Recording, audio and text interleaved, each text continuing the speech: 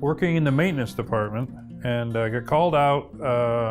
Our stretch wrap line, which has a conveyor that leads into it, was rattling, making a lot of noise. And so I went up and actually shut it down, locked it out, pulled the guards off, and started checking each one of the rollers to see which one was making the noise.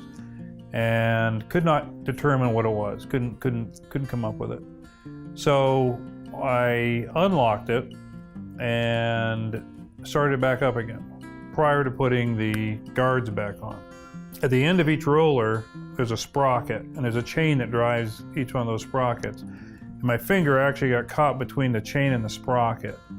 At the time, it was actually pulling my hand down in between the different rollers, and I actually had to pull it out kind of pretty quick, or it could have been a lot worse. I mean, that's really where the worst is that if my hand had gone any further, I don't know what other damage could have been done. So the whole thing was pretty stupid, because I had originally locked it out, which was the right procedure, and then went against that procedure by unlocking it just to do the further troubleshooting. What I wish is that I'd kept it locked out, and if I didn't keep it locked out, I needed to put the guards back on it, and that had to be number one, and I didn't do that, and that was the big mistake.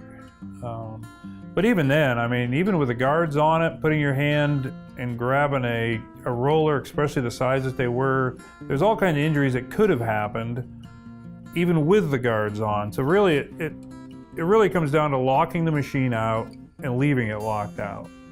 And if it's not locked out, don't put your hands around the areas where it can get injured. You know, for me, I went right back to work.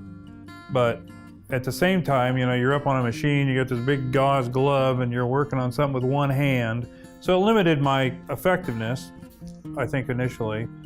It wasn't that I was in a hurry. I think it was just more I wanted to fix the issue, and I felt like having it in a locked out state, I wasn't going to be able to find out what that was.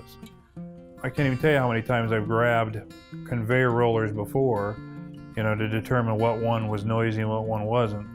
It still comes back to the person, because I knew better.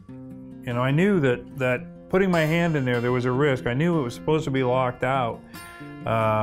We'd had lockout, tagout training. It wasn't that I was oblivious to that. I knew that was what I was doing was a risk, but I did it anyway to try to fix this machine. And you know, in the end, it wasn't worth losing a finger over.